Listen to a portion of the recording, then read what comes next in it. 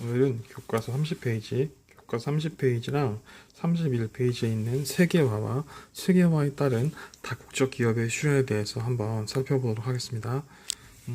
수업 시간에 간단하게 설명하려고 했는데 워낙 우리 반이 좀 활발하다 보니까 원활하게 설명하기 힘들었어요. 그래서 오늘 이렇게 영상으로 설명하니까 같이 한번 살펴봅시다. 자, 맨 처음에 세계화가 나오는데요. 세계화는 우리 경제적인 측면에서 오늘 살펴볼게요. 세계화는 세계가 하나의 거대한 시장이 되어가는 현상을 우리가 세계화라고 얘기합니다. 자, 이 세계화의 배경에는 교통통신 발달, 탈냉전, WTO, FTA 체제의 출현 이런 것들이 이제 그 배경으로 우리가 삼을 수가 있는데요. 이렇게 좀 배경으로 해볼까요? 배경. 일단 교통통신의 발달 우리가 뭐 다 아는 거니까 간단하게만 설명할게요. 여러분들은 교통과 통신이 이미 발달된 세계에서 태어났기 때문에 이 부분에 대한 어떤 느끼는 바가 좀 적을 텐데요. 실제로 지금 이론적으로는 돈만 있으면 전 세계 어디든 하루 안에 이동할 수 있죠. 그리고 통신 같은 경우에도 선생님이 어렸을 때는 이메일이 없었습니다. 3, 4일 걸리는 뭐 진짜 편지를 보낸다든가 뭐 팩스를 어렵게 보낸다든가 해야 되기 때문에 어떤 기업인들이 의사결정을 하고 그걸 빨리빨리 전달하기가 쉽지 않았죠. 하지만 지금은 전 세계를 24시간 안에 갈 수 있고 또 실시간으로 의사결정을 보낼 수 있기 때문에 또 계약서를 보낼 수 있기 때문에 전 세계적인 비즈니스가 가능해졌습니다. 교통통신의 발달은 간단히 정리하고요. 탈냉전과 WTO는 조금 설명이 필요합니다. 일단 탈냉전부터 우리가 한번 살펴보겠습니다.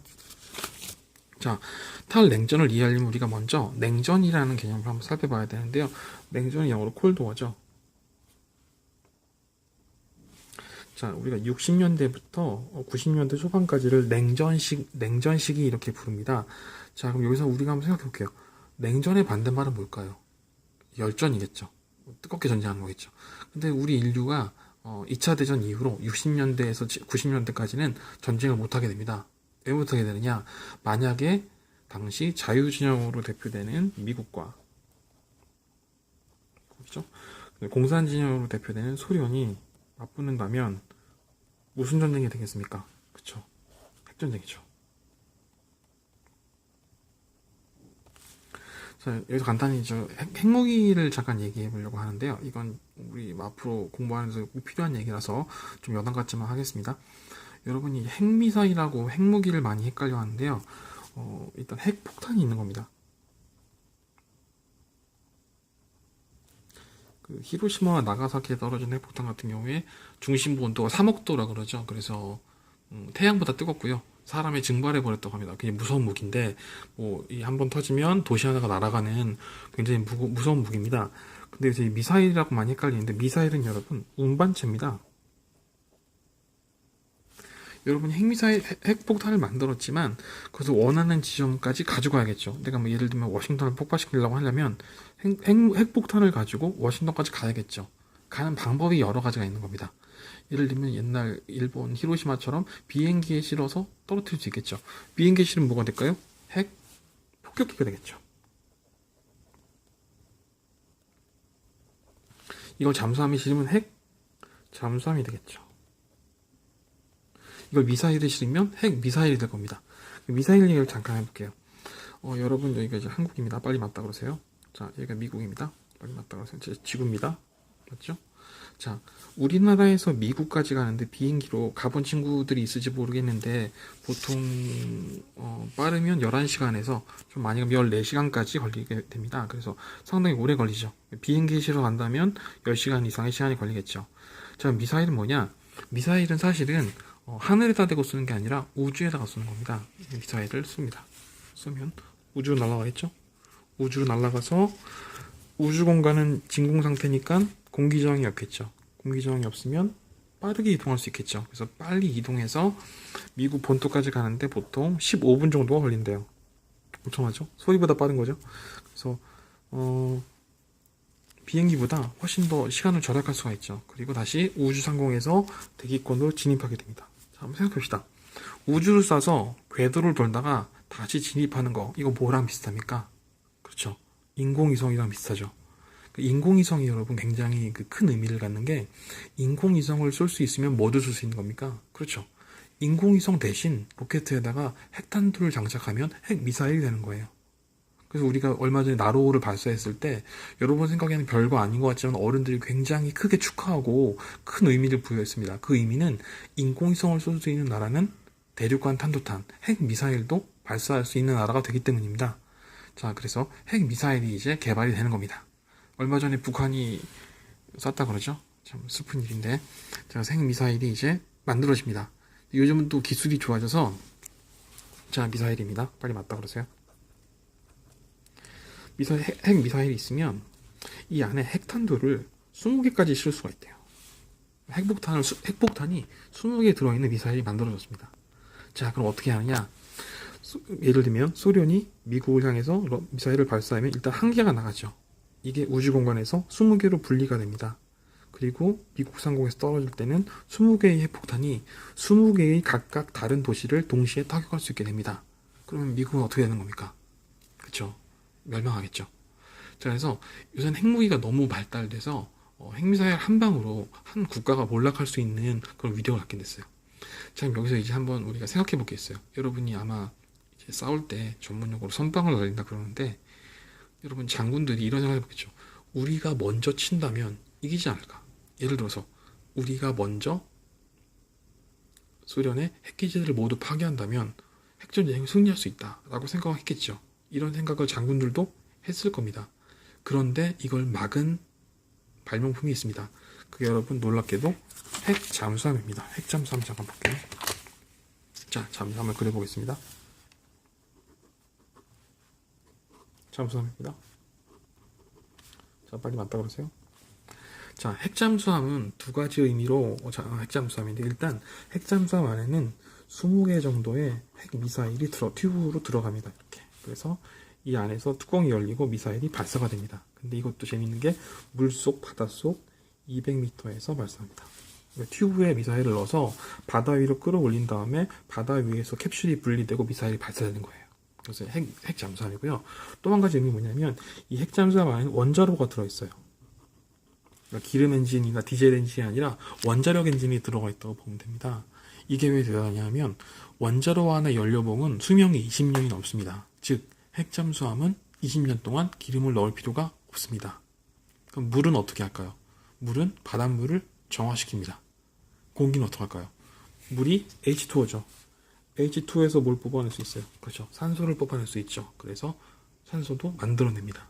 이론적으로 핵잠수함은 바닷속에 들어가면 나올 필요가 없어요. 언제까지? 식량이 떨어질 때까지 나올 필요가 없습니다. 게다가 핵잠수함이 바닷속에 들어가면 아무도 못 찾습니다. 심지어 아군도 못 찾습니다. 그래서 굉장히 은밀한 무기입니다. 자, 그럼 한번 우리 핵전쟁 상황을 볼게요. 자, 핵전쟁이 벌어지면, 예를 들면 지도 한번 그려볼까요? 아프리카, 인도, 동남아시아, 우리나라 어떻게 되고요? 미국이죠? 빨리 맞다 그러세요. 자, 모스크바에서 핵무기로 미국을 선제 공격하면, 우리 좀 전문 선빵을 날리면 미국의 핵기지들이 다 부서지겠죠. 그럼 미국이 망하면서 전쟁이 끝나면 좋은데, 미국이 망하면서 태평양에 나가 있는 잠수함한테 연락을 합니다. 무선이나 위성으로요. 우리 미국이 지금 공격받고 있으니 너희도 빨리 보복 공격을 해줘. 이렇게 되겠죠. 이게 좀 어려운 말인데요. 너도 날 때리면 나도 널 때린다 이런 거죠. 사실 우리 남자들 싸울 때 이런 얘기 많이 하죠. 이거 이제 군사 용어로는 상호 확증 파괴 전략이라고 그래요. 네가 날 때리면 나도 널 때린다 해요. 그래서 핵잠수함 안에 있는 미사일들이 발사되는 겁니다. 아까 핵미사일 안에는 핵폭탄이 20개씩 있다고 그랬죠. 보통 좋은 큰 핵잠수함은 미사일이 한 20개 정도 실립니다. 그럼 핵탄두 20개가 미사일 20발을 쏴주면 총 한 번에 잠수함 한 대당 400개의 도시를 파괴할 수 있죠. 어마어마한 화력을 가지고 있죠. 이 미사일들이 상대 적성 국가로 날아가게 됩니다. 결국 두 나라 모두 멸망할 수밖에 없습니다. 결론, 핵전쟁이 벌어지면 양국 모두 어떻게 되는 거예요? 멸망하는 거예요. 양쪽이 서로 핵무기를 개발할 때 다 합쳐서 5만 개 이상 핵탄두가 만들어졌다 그래요. 지구가 4번만 멸망한다 싶을 정도로 굉장히 큰 그런 일이 벌어졌죠. 근데 재밌는 건 이 핵잠수함 때문에 핵전쟁이 안 일어나는 겁니다. 왜냐하면 아무리 먼저 공격해도 보복을 피할 길이 없으니까요. 그 재밌는 게 이 핵잠수함에 있는 미사일 이름 중에서 피스키퍼라는 미사일이 있었어요. 되게 그죠? 핵미사일 이름이 평화지킴이에요. 그래서 이런 핵정상 때문에 핵전쟁은 벌어질 수 없게 됐습니다. 자, 그럼 이제 결론이에요. 핵전쟁은 벌일 수 없어요. 근데 서로 간에 사이는 안 좋아요. 그러니까 어떻게 싸우는 거예요? 그렇죠. 냉전, 차갑게 싸우는 거예요. 그래서 예전에는 소련으로 대표되는, 소련으로 얘기되는, 소련으로 대표되는 공산진영과 미국으로 대표되는 자유진영이 서로 간에 핵전쟁은 못하고 서로 째려보는, 우리 왜 부부싸움 할 때 서로 말 안 하고 있으면 냉전 중이야 이런 말 쓰거든요. 서로 째려보기만 하는 콜드워 시대, 냉전 시대가 열립니다. 그 당시 세계가 얼마나 사이가 안 좋아, 두 진영의 사이가 안 좋았는지 다시 한번 그려볼게요. 유럽이고요, 이탈리아, 터키, 아프리카, 사우디아라비아, 인도, 동남아시아, 우리나라고요. 미국입니다. 84년도쯤에 미국에서 우리나라로 들어오는 대한항공 여기가 있었습니다. 근데 이제 항법 장치가 고장났어요. 근데 이제 그 비행기 조종사들 얘기가 일단 연료를 절반 이상 써버리면 돌아갈 수가 없대요. 어떻게든 끝까지 가야 된대요. 그래서 이 조종사들이 항법 장치가 고장나니까 나침반을 사용해서 비행을 했습니다. 나침반 알죠? 그런데 이제 여기서 0.2도가 틀어졌어요. 틀어지다 보니까 러시아로 향하게 됐습니다. 여러분 상식적으로 민항기가 우리나라 항공에 들어온다면 어떻게 하겠어요? 그렇죠. 경고 방송을 하고 내쫓겠죠. 너희들 잘못 들어왔다. 돌아가라 그러겠죠. 근데 그 당시 소련 전투기가 출격해서 어떻게 했겠어요? 네, 격추시켰어요. 굉장히 그 유명한 사건인데 칼기 격추 사건입니다. 왜냐하면 당시 소련 공산진영과 미국 자유진영, 우리는 자유진영 소속이었죠. 서로 사이가 안 좋았기 때문에 경고 방송 없이 그냥 격추시켜서 거의 200명 가까운 사람이 차가운 러시아 바다에 수장되는 사건이 있었습니다. 지금 세월호만큼 굉장히 큰 사건이었는데요. 이 정도로 서로 사이가 안 좋았어요. 그래서 선생님이 어렸을 때는 중국어나 러시아어를 절대 배우지 않았습니다. 왜냐하면 중국어를 아무리 배워도 중국어로 갈 수가 없어요. 당시 일본어하고도 사이가 안 좋아서 일본어도 안 배웠어요. 그럼 뭘 배웠냐? 선생님이 어렸을 때는 외국어를 배울 때 제1 외국어 영어를 배우고 제2 외국어로 독일어나 일본어를 배웠어요. 어차피 중국이나 일본은 잘 안 가게 되니까. 이게 냉전의 산물이죠. 그래서 냉전은 뭐냐면 서로 간에 뜨거운 핵전쟁은 못하지만 차갑게 노려보는 상태입니다. 그런데 이 냉전이 끝나게 됩니다. 왜 끝나느냐? 이제 우리가 군비 경쟁이라 그러는데요. 양쪽이 서로 간에 계속해서 무기 경쟁을 하는 겁니다. 우리는 뭐 좋은 핵폭탄 만들었다. 우리가 더 센 거 만들었다. 우리가 스텔스 만들었다. 우리가 더 좋은 레이더 만들었다. 이런 식으로 계속 경쟁을 하다 보니까 결국은 경제력 싸움, 돈 싸움이 되고요. 여기에서 소련이 무너집니다. 소련이 무너지면서 그다음에 중국이 개혁 개방으로 돌아서면서 이제 냉전이 무너졌어요. 그래서 지금은 냉전 시대가 끝났고 우리가 러시아나 중국에 자유롭게 갈 수 있게 됩니다. 그래서 아까 탈냉전을 우리가 간단히 소개했고요. 이제 WTO랑 FTA라는 개념을 잠깐 설명하도록 하겠습니다. 일단 WTO는 우리가 약자인데요. 뭐의 약자냐면 월드 트레이드 오르가니제이션입니다. 세계 무역 기구 이렇게 얘기하고요. FTA는 Free Trade Agreement라고 얘기합니다. 이건 자유무역협정이에요. 다시 세계 무역기구고요. 자유무역협정이에요. 수업 시간에 바나나 얘기 잠깐 하다가 여러분들 너무 힘들어서 선생님이 좀 힘들어서 관뒀는데요. 바나나 얘기를 잠깐 해보면 선생님이 어렸을 때는 바나나 수입을 금지했습니다. 이걸 무역장벽이라 그러는데요. 필리핀 같은 경우에 바나나가 매우 싸지만 우리나라는 바나나가 나지 않았죠. 우리나라 농산물을 보호하기 위해서 외국 농산물을 구입하지 않았습니다. 여러분 믿을지 모르겠지만 선생님이 어렸을 때 짜장면이 700원이었고요. 돈가스가 1,800원이었고요. 다 기억나요. 너무 좀 먹고 싶어 해서. 그 당시 바나나 그리고 맞죠? 바나나 빨리 맞다고 그랬어요. 바나나가 한 개에 2,100원이었어요. 지금 돈으로 따지면 거의 15,000원이 넘는 돈이었어요. 이게 왜 이러느냐? 필리핀에서 바나나를 수입하지 않으니까 제주도에서 자랍니다. 제주도에서 재배합니다. 근데 제주도에서도 안 자라니까 제주도에 온실을 짓고 보일러를 돌립니다. 그렇게 해서 바나나를 재배하면 바나나 한 개가 2,100원이 되는 거예요. 그래서 어릴 때는 바나나를 감히 먹을 수 없는 그런 상품이었습니다. 하지만 필리핀에서 바나나는 사료로 쓸 정도로 굉장히 흔한 작물이래요. 그래서 욕이 있대요. 넌 바나나야. 그런 욕이 있대요. 이게 넌 10원짜리야. 그런 소리인데 그 정도로 굉장히 그 값싼 작물이래요. 자, 근데 얼마 전에 이제 농산물에 대한 무역이 이루어지면서 필리핀산 바나나가 넘어오죠. 그래서 여러분들 우리 바나나 편하게 먹을 수 있죠. 자, 그래서 질문입니다. 무역은 좀 전 자유무역은 이익일까요? 손해일까요? 아까 바나나 얘기했지만 자유무역은 이익입니다.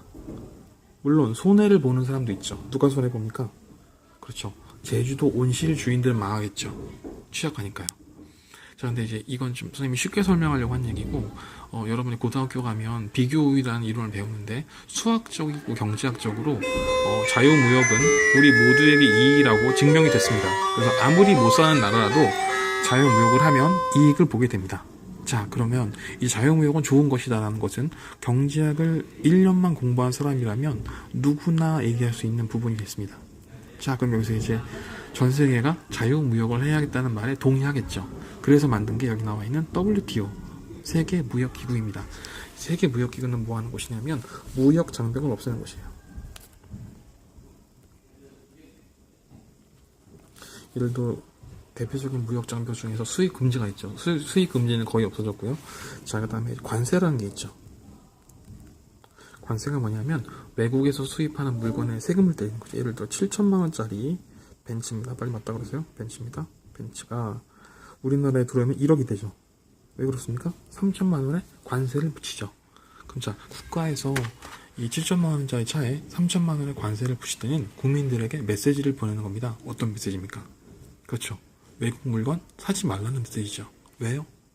현대자동차나 기아자동차 같은 우리나라의 자동차 산업을 보호하기 위해서죠. 자, 우리가 독일차 이런 무거운 관세를 때리면 독일도 가만히 있지 않겠죠? 독일도 삼성이나 현대의 물건에 관세를 때리겠죠. 서로 이렇게 무거운 관세를 때린다면 자유무역은 물건 나가겠죠. 그래서 세계무역기구는 어떤 곳이냐면 이런 너무 지나친 관세나 지나친 무역 장벽을 하지 말자 하면서 유엔처럼 국제적으로 만든 기구요. 대략 한 125개국에서 128개국 정도가 가입되어 있어요. 이 가맹국들은 그래서 어떤 무리한 무역 장벽을 세울 수 없게 됐습니다. 참고로 중국도 얼마 전에 여기 가입해서 얼마 전에 우리 지금 중국이랑 사이가 안 좋잖아요. 근데 재밌는 건 중국이 우리나라 무역 경제 보복을 하는데 관세나 무역을 금지하는 게 아니라 위생검사 같은 거랍니다. 롯데마트 중국 지점에 가서 위생검사를 합니다. 이유가 뭐냐면 이런 관세나 어떤 부당한 무역 장벽을 세우면 WTO에 걸립니다. 그래서 다른 방식으로 보복을 하는 거예요. 그래서 WTO는 자유무역을 촉진하기 위해서 무역 장벽을 없애기 위해서 만든 국제기구다. 이렇게 정리하고요. 자, FTA는 뭐냐면 자, WTO는 아까 말했지만 125개국이 가맹되어 있는데 125개 국가가 모두 동의할 수 있는 자유무역 조건을 만들기는 쉽지 않죠. 예를 들면 쌀에 대한 관세를 없애자, 완전히 없애자 이렇게 되면 우리나라가 반대하겠죠. 반대로 휴대폰이나 자동차에 대한 관세를 없애자 그러면 아마 다른 나라들이 반대할 거예요. 우린 찬성하지만 이런 식으로 128개국이 다자가 여러 나라 사람들이 동시에 동의할 수 있는 그런 조약을 만들기 쉽지 않습니다. 그래서 WTO는 취지는 좋지만 그게 진도가 빠르지 않아요. 그래서 뭘 만들었냐면 FTA가 만들어요. FTA 뭐냐면 쉽게 말하면 1대1 협상입니다. 아까 WTO가 다자간 협상이죠. WTO가 다자간 협상이라면 FTA는 1대1 협상입니다. 쉽게 얘기해서 두 나라가 자기들끼리 자유무역하기로 결정을 한 겁니다. 얼마 전에 우리가 칠레랑 우리나라가 FTA를 맺었어요. 왜냐하면 우리가 생각했을 때 관세를 모두 없애고 자유무역을 했을 때 어떻게 될지가 두려우니까 우리나라도 이제 피해를 볼 테니까 이익도 보겠지만 그래서 만만한 나라를 찾았습니다. 그 만만한 나라가 어디였냐면 지구 반대편에 깡패 나라 칠레였습니다. 아직이고 미안하고요. 깡패 나라 칠레. 자, 칠레랑 근데 칠레 입장에서도 자유무역을 하고 싶은데 만만한 나라를 찾았어요. 그게 우리나라였습니다. 서로 만만하게 본 거죠. 서로 만만한 나라들끼리 자유무역 협정을 맺었고 막상 맺어 보니까 의외로 피해는 적고 이익은 컸습니다. 그래서 칠레산 포도를 수입하는 대신에 우리나라에 많은 자동차와 핸드폰을 팔았고요. 또 칠레가 남반구에 있다 보니까 겨울이 반대입니다. 우리랑 거기는 우리가 여름일 때 겨울이기 때문에 우리 겨울일 때 칠레산 포도가 넘어와서 우리 포도 농가의 피해가 적었습니다. 그래서 자신감을 얻었죠. 그래서 이 다음에 이제 한미 FTA, 미국가 붙었습니다. 한미 FTA, 한국, 중국 FTA 같은 굵직굵직한 FTA가 진행되고 있습니다. 자, 정리해 볼까요? 자, 경제적으로 세계가 하나의 시장이 되고 있습니다. 그 이유는 교통통신이 발달했다. 기술적인 장벽이 사라지고요. 탈냉전이나 어떤 WTO, FTA 같이 정치적, 경제적 장벽도 사라집니다. 자, 이렇게 장벽이 사라지니까 기업인들이 아니면 비즈니스 하시는 분들이 전 세계를 상대로 장사를 하고 기업을 할 수 있겠죠. 여기서 우리가 무한 경쟁이 시작됩니다. 자, 그럼 이제 다국적 기업으로 넘어가겠습니다. 자, 멀티내셔널 다국적 기업, 말을 따자 국적 기업, 국적이 여러 개인 기업을 우리가 다국적 기업 이렇게 얘기합니다. 아까 무한 경쟁을 얘기하는데요. 하나의 예로 들게요. 예전에 국어사전을 인터넷에 올리는 작업을 했는데요. 그게 어떤 작업이었냐면 국어 선생님들이 하는 작업입니다. 왜냐하면 국어사전을 이해하는 사람들이 국어 선생님들이니까 국어 선생님 10명이서 1인당 240만원을 받고 2,400만원에 그 작업을 하기로 했어요. 그러다가 이 사업이 틀어졌습니다. 왜냐하면 중국 연변에 있는 조선족 선생님 10명이 1인당 17만원을 받고 170만원에 이 프로젝트를 하기로 했기 때문이에요. 자, 17만원이면 그 당시 연변 중국 선생님들 1년치 연봉이었대요. 자, 한번 생각해볼까요? 2,400만원과 170만원. 여러분이 사장님이라면 누구한테 일을 맡기겠습니까? 그렇죠. 이건 애국심으로 안 되는 겁니다. 선생님이나 여러분들이 공장을 차린다면 당연히 중국이나 베트남에 차릴 수밖에 없게 됩니다. 자, 모든 세계 기업들이 마찬가지입니다. 자, 그래서 대부분의 기업들이 본사 연구센터는 선진국에, 그 다음에 생산 공장은 개발도상국이죠. 개발도상국에 두게 됩니다. 개도국은 이제 예전에 후진국이라 그랬는데 지금은 개발 중이다 그래서 개도국 그렇게 얘기해요. 그래서 생산 공장은 개도국에 두는 식으로 기업을 운영합니다. 자, 그럼 질문입니다. 우리나라에 있는 르노 삼성 자동차 공장은 우리나라 겁니까? 프랑스 겁니까? 우리나라 겁니다. 왜냐하면 우리나라 사람을 고용하고 우리나라의 차를 팔고 우리나라에 세금을 냅니다. 자, 다시 바꿔볼까요? 미국 디트로이트에 있는 현대자동차는 어느 나라 회사입니까? 미국인을 고용하고 미국의 차를 팔고 미국의 세금을 내죠. 네, 미국 회사입니다. 쉽게 말해서 그 나라의 어떤 기업 시설을 짓게 되면 그 나라의 기업 공장이 되게 되는 겁니다. 그럼 다시 처음으로 들어볼게요. 현대차 본사는 서울에 있어요. 현대차 공장은 디트로이트에도 있고 폴란드에도 있고 체코에도 있어요. 그럼 질문입니다. 현대자동차는 어느 나라 회사입니까? 현대자동차는 우리나라 거이기도 하고 미국 거이기도 하고 체코 거이기도 합니다. 자, 이런 식으로 전 세계에 걸쳐서 공장과 연구센터와 본사와 판매망을 구축하고 여러 나라에서 동시에 사업을 운영하는 걸 우리가 다국적 기업이라고 얘기합니다. 자, 이게 10분이면 마실 수 있는 설명이었는데요. 우리가 2시간을 끌었네요. 자, 간단하게 우리가 설명을 했고요. 자, 이 부분은 인터넷에 올리고 또 수업 시간에 틀겠습니다. 수업 시간에 만납시다.